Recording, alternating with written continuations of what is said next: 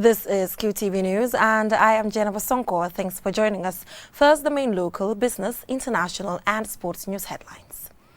President Barrow has returned from a brief official visit to Nigeria.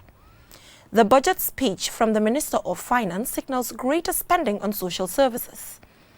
The murder trial of former junta member Yankuba Toure has been adjourned yet again. A two-day training course on strengthening inter-party committee dialogue and mediation has ended. A teacher whose plight was highlighted on Qtv News has had local and international philanthropists come to her aid. In sports news, we hear why Gambia's Gamtel FC have pulled out of the second leg of their Confit Cup preliminary match. In international news, the planned two-day Uganda presidential candidates debate has been cancelled indefinitely. Those were the headlines, and now the news in detail. Do stay with us.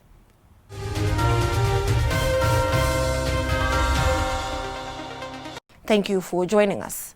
President Barrow Friday evening arrived in Banjul from an official visit to Nigeria, where he held talks with President Muhammadu Buhari. He spoke to QTV's Aliou Cisse on arrival about the purpose and outcome of the visit. Your Excellency, welcome back. Can you kindly share with us the purpose and outcome of your visit to Nigeria? Thank you very much. I was there on an official visit. Purposely, the visit is just to go and update President Buhari. Gambia, we are in a transition, and now it's almost 4 years. And they are our partners in the transition. And Nigeria have been very, very supportive. Personally, Buhari have been very, very supportive to the Gambia. I deem it fit to go there and update him the state of affairs in the Gambia. Basically, it was all about that.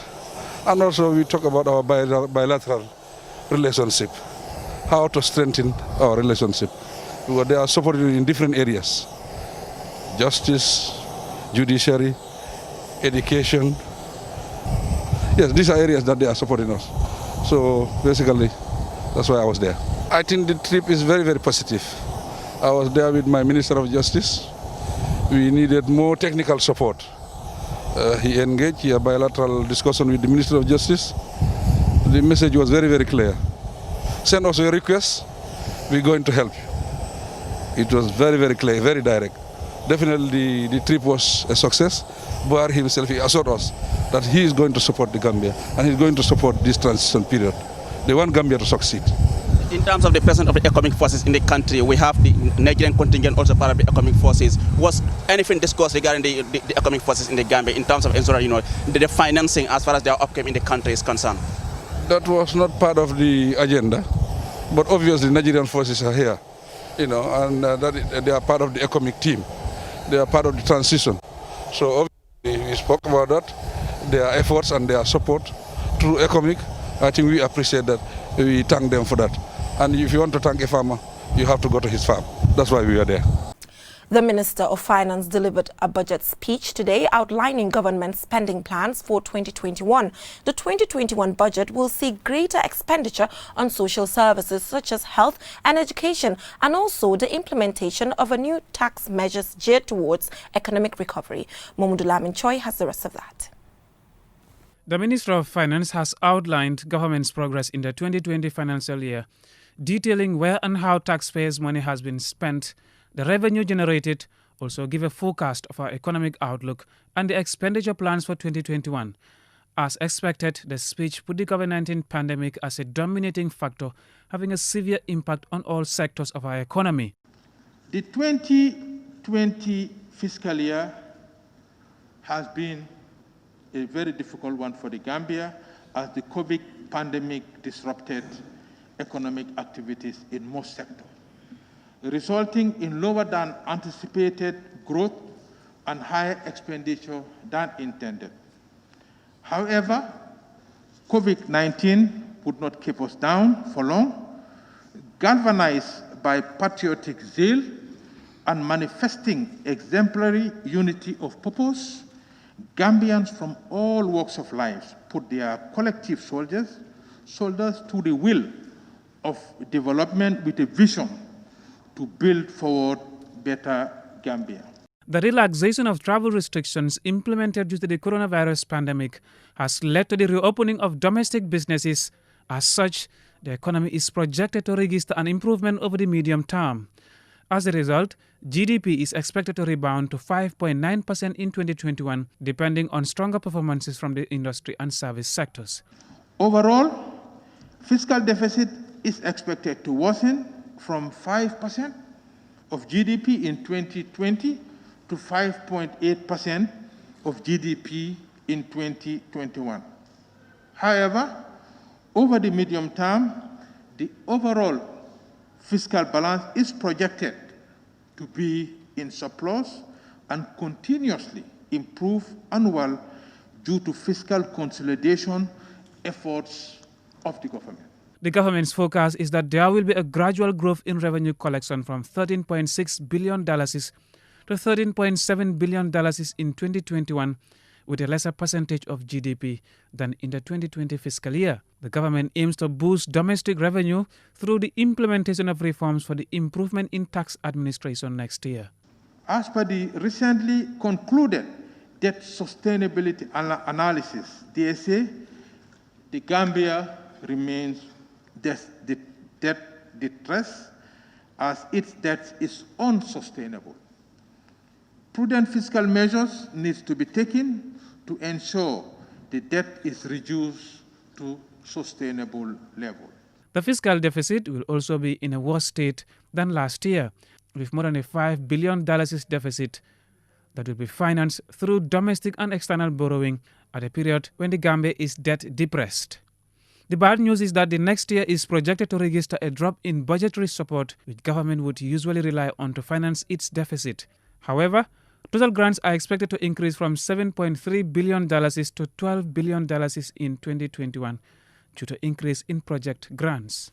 Budget support grants is expected to decline in 2021 as a significant amount received in 2020 was from development partners to help support our budget in COVID-19 expenditures. These grants are not expected in 2021, with some partners such as EU having already front-loaded 2021 support in 2020.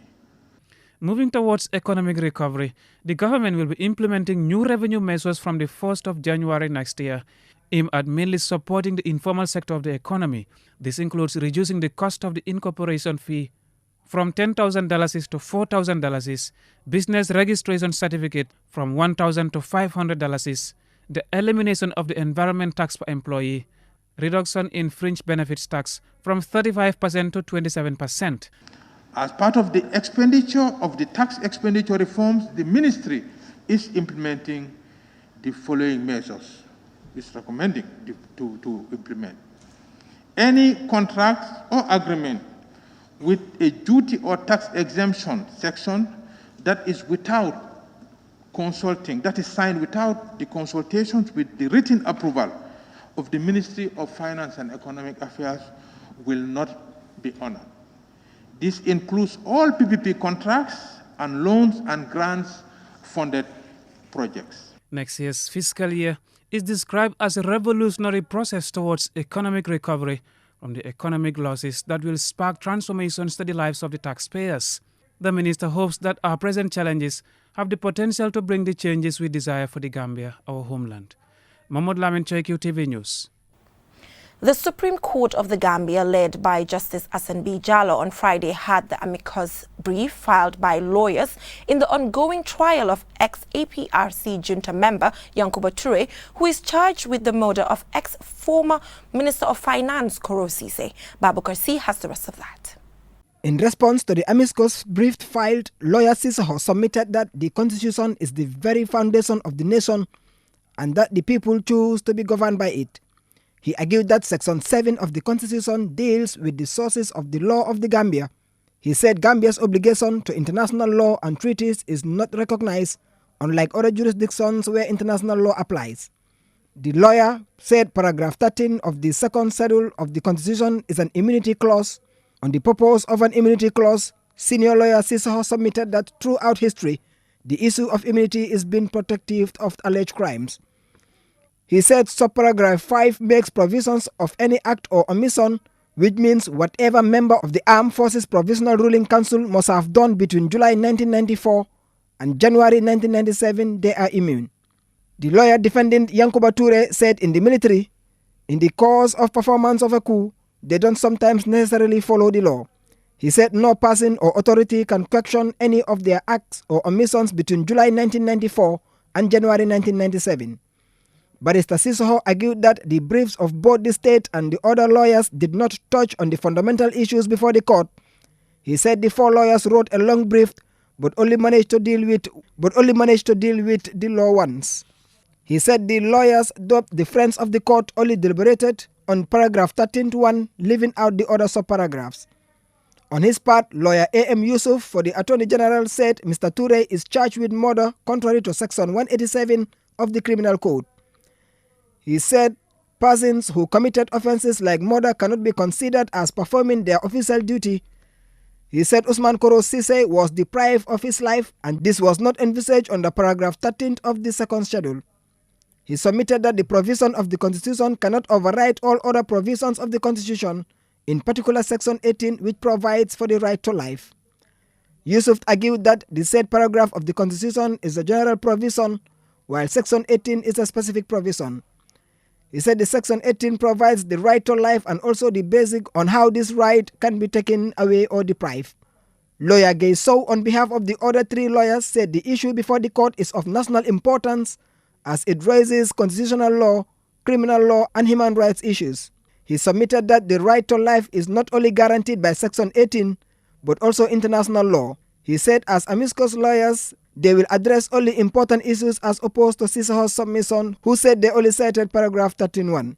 He said in their brief, they have made submissions as to what immunity means, as well as what official act or functions means. Senior lawyer Sow said Section 18.5 of the Constitution provides the exception to the right to life. The human rights lawyer said right to life is about homicide, adding the general defense to criminal offenses are provided for in the criminal code. He said the defenses are clearly stipulated in the criminal code but does not include official duty as a defense. It is not recognized by the common law or any other law, Sow added. Sow said official duty cannot be a defense bearing in mind that human rights violations ought to be investigated, adding there is a duty imposed on the state to investigate and punish perpetrators. Gay Sow said official duty isn't a defense to homicide trial. He added that both the domestic and international law do not recognize it as a defense to a murder trial. He said the granting of amnesty is not permissible anywhere in our domestic and international law. At this juncture, the case was adjourned for judgment and a date will be communicated. Babu Karsi, QTV News. The Muslim World League, through First Lady Fatoumata Barrow Foundation, on Thursday donated food items for distribution to vulnerable families in the Gambia. Aliou Cisse again. The donated items are 300 bags of rice, 300 bags of sugar, and 300 gallons of cooking oil. Lamin Chor, who led the Muslim World League delegation to the State House, said they were pleased to be there to present the items on behalf of the President of the Muslim World League, Sheikh Dr. Mohammed bin Abdul Katim Al-Isha. The Muslim World League, a popular Islamic organization based in Mecca al-Mukarramah in the Kingdom of Saudi Arabia, is a fruit of the efforts of the Kingdom of Saudi Arabia and its leaders in serving Islam, Muslims, and humanity as a whole. It has a very significant project in Nemakunku that will be functioning in cooperation with the First Lady's Foundation. The foundation also will be in cooperation for the supervision of almost 300 Gambian orphans already filed and adopted by the Muslim World League.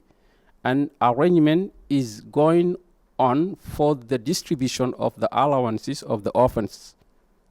At the end, we extend our sincere thanks to His Excellency, the President of the Republic of the Gambia, President Adama Barrow, and his government for the continuous facilitation and support in the implementation of our programs.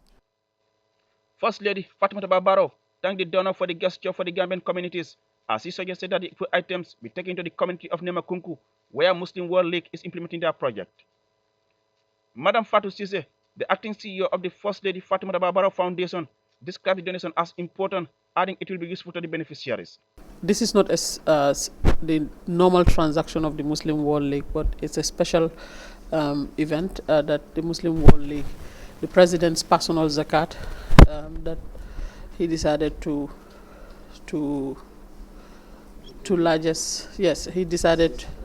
assist the Gambian community through the First Lady's Foundation.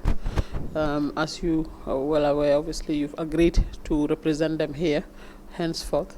So they are channeling all these donations through your foundation and yourself to help the needy Gambian people. On behalf of the beneficiaries, Madam Nyima Barrow thanked the Muslim World League and the FAP Foundation. Reporting for QTV News, I am Aliou Cisse. We will go for a short commercial break, and when we come back, the news continues with some more local news stories and international news. Do stay tuned.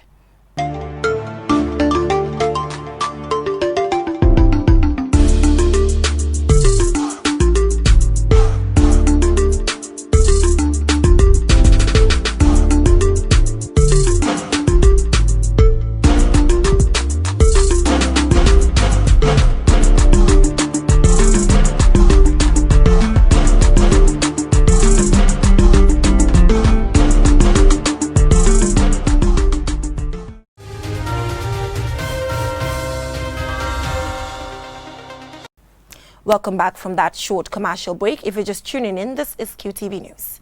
In some more local news stories, Kumba Gay, a 28-year-old teacher who has been diagnosed with brain tumor and has lost her sight, will travel outside of the country on Sunday night for an urgent treatment in Turkey. This is all thanks to the CEO of Fatima's Trading, who facilitated the trip through her Ireland contacts after Kumba's plight was highlighted on QTV News. Lolly M. Camara has the rest of that. There were mixed feelings for Kumba Gay and her family, but they thank God for making it possible, following a successful outcome after months of seeking help and support to fly her out of the country for treatment.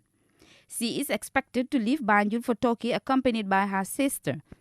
According to the CEO of Fatima's Trading, Fatou Senghor, who came to learn of Kumba Gay's condition through QTV News broadcast, from that day on, she took the challenge to help Kumba Gay achieve her dreams of seeing again. She added that the trip is fully sponsored by an island national with whom she had discussed Kumba's issue. Dama muna wax ne dama kontaan bés ma kontaan bi xawma fu mo em. I really thank God that Kumba has secured a sponsor and will be leaving the country for urgent treatment in Turkey on Sunday night with her sister. They expect to stay for 30 days if all goes well. The doctors there will check her again to determine whether or not to do the operations. She also emphasized that the government should always be ready to help people with urgent situations before it becomes too late to do so. Let us stand for each other in times of need. The government and Ministry of Health should have been in the forefront to help people like Kumba. We are citizens of this country and the Gambia is all we have. If people outside can help, why not the citizens, especially we in the business sector? Kumba Gay had this tearful message. I thank God and everyone who contributed to making my call a success. A special thanks to my island friends for this great gesture. Mohamed Danso, president of Early Child Development EDC at the Gambia College, also expressed gratitude to the CEO of Fatima's Trading for facilitating the trip and all others who contributed one way or the other. Grateful to all those who are doing their level best. God have answered our prayers, and we be on the prayers again so that Kumba can find everything possible and successful. As Kumba Gay gets ready to leave for this urgent treatment, we wish her all the best of luck. QTV will follow up and report on her progress. For QTV News, Lolly M. Camara. We wish her a safe journey and speedy recovery. Now, a two-day convergence for political party members on strengthening inter-party committee dialogue has ended at a local hotel in Kololi. Babakar C has the rest of that. The two-day gathering brought together members of the Gambia's 16 political parties together for a dialogue and mediation process as the country heads to the polls in 12 months' time. The event was organized by the West African Network for Peacebuilding, WANEP, in collaboration with the UNDP and other partners. Speakers include religious leaders and political figures who all spoke on the importance of dialogue as the key to any successful society. ECOWAS advisor to the country, Claude Kondo, hailed the importance of such gatherings as the only solution.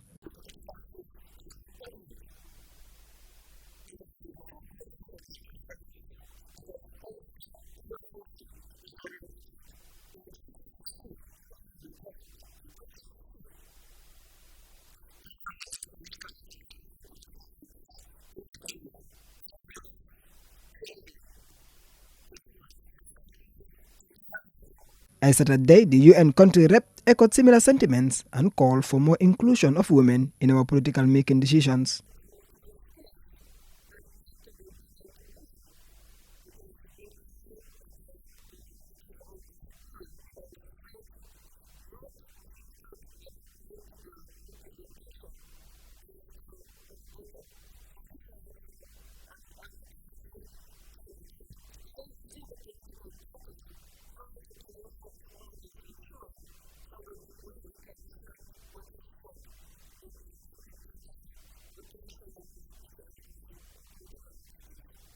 Honorable Alifa Saleh, the co-chair of the Inter-Party Committee, said it was because of dialogue that the country did not plunge into war in 2016.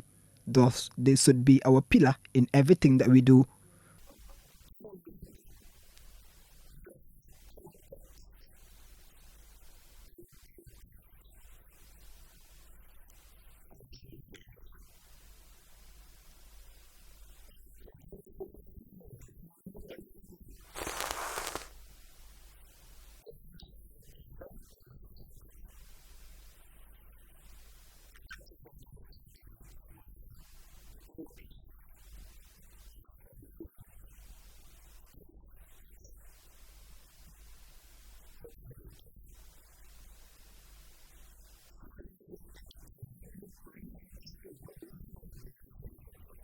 Participants also took time to share their views and ask questions on the topic of discussion, with some suggesting that the head of state should be inviting political parties quarterly for dialogue on the matters ranging from development and issues affecting the growth of the country.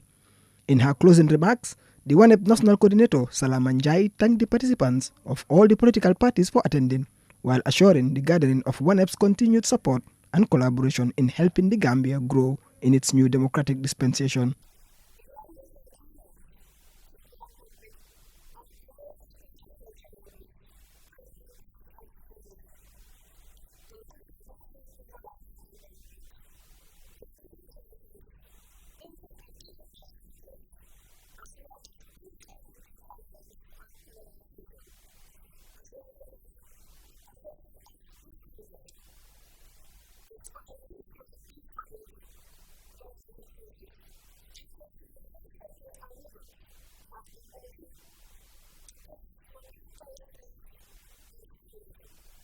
Babukarsi, Qtv News.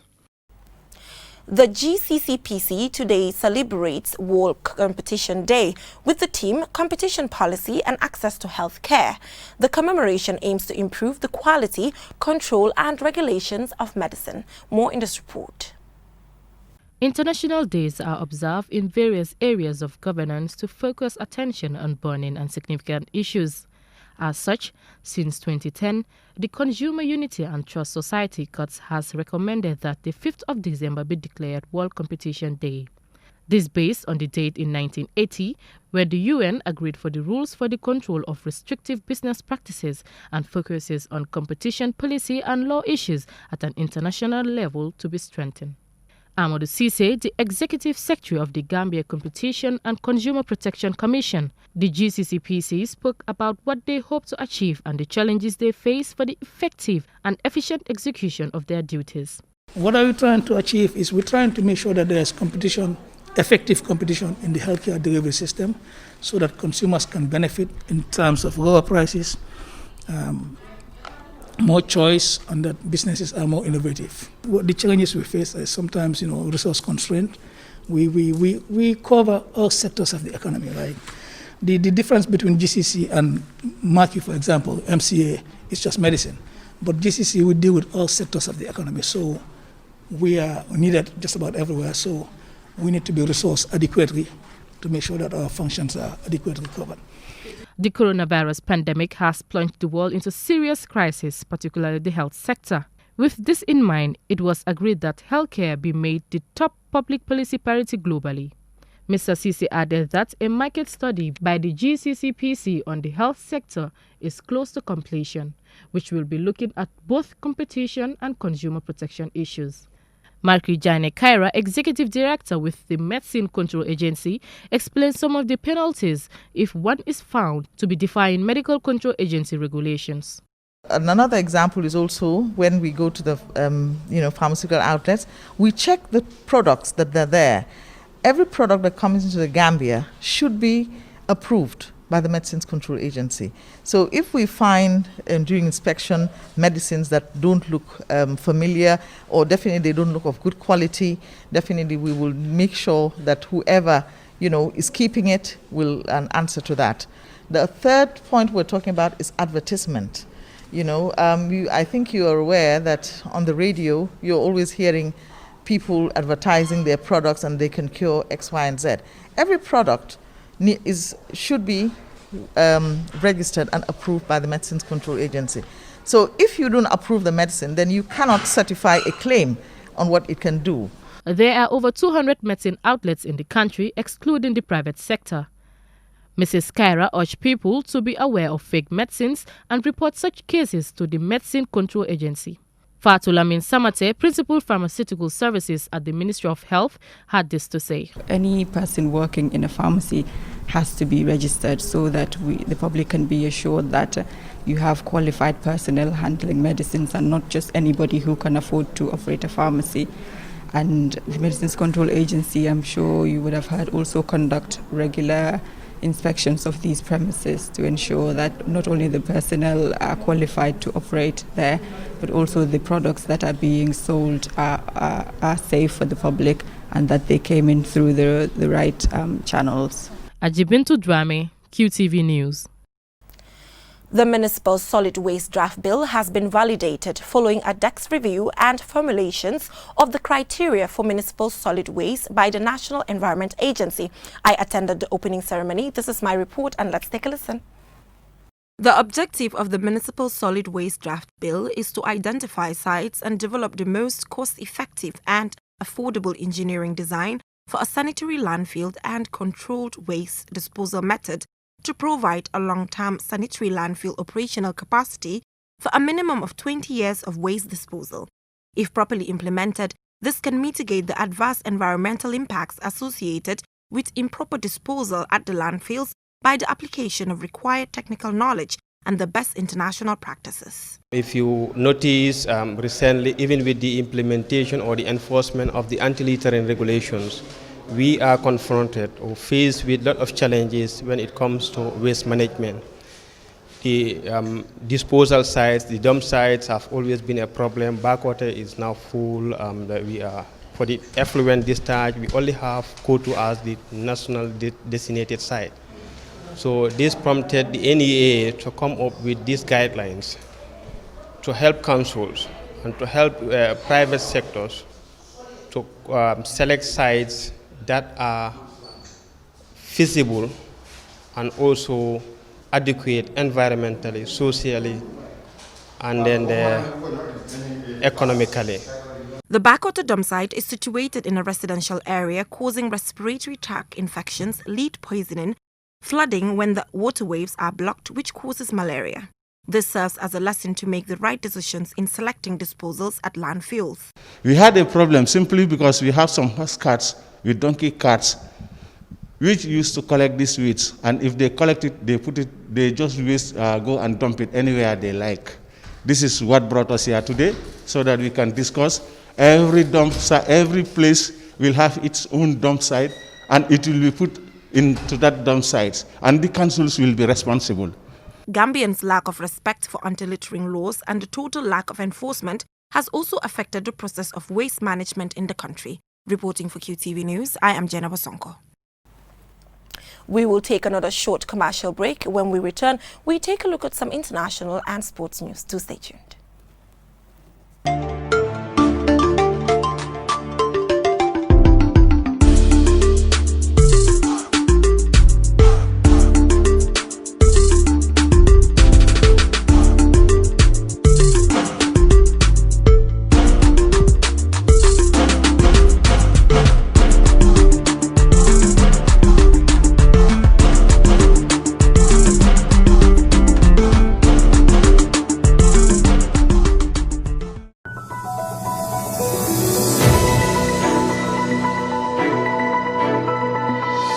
Welcome back from that short commercial break. If you're just tuning in, this is QTV News.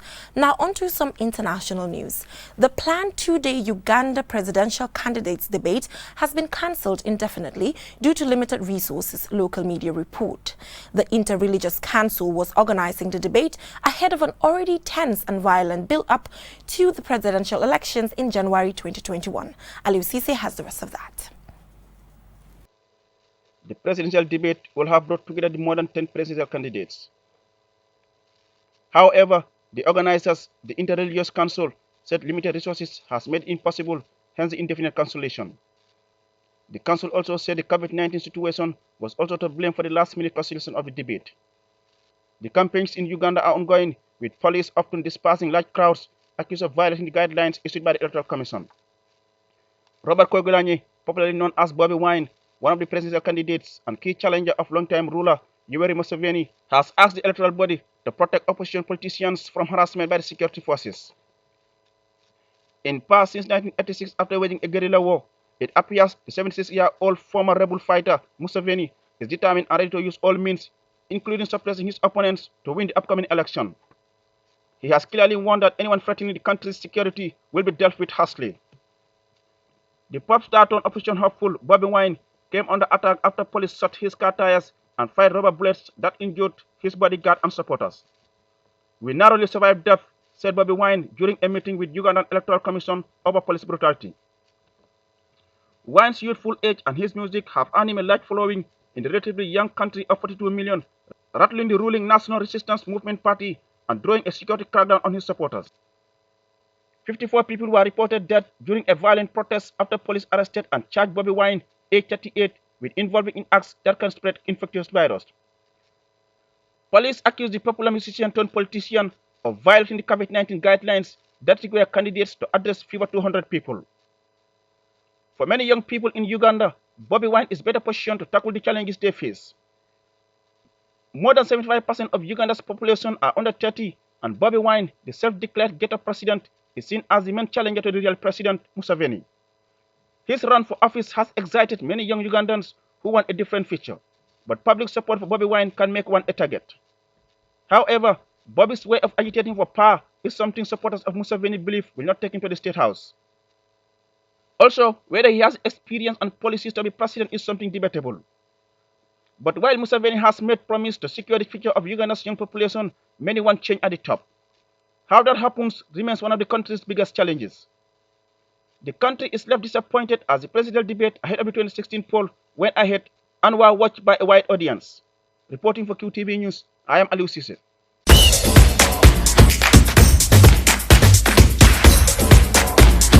We hear why Gambia's Gamtel FC have pulled out of the second leg of their Confit Cup preliminary match.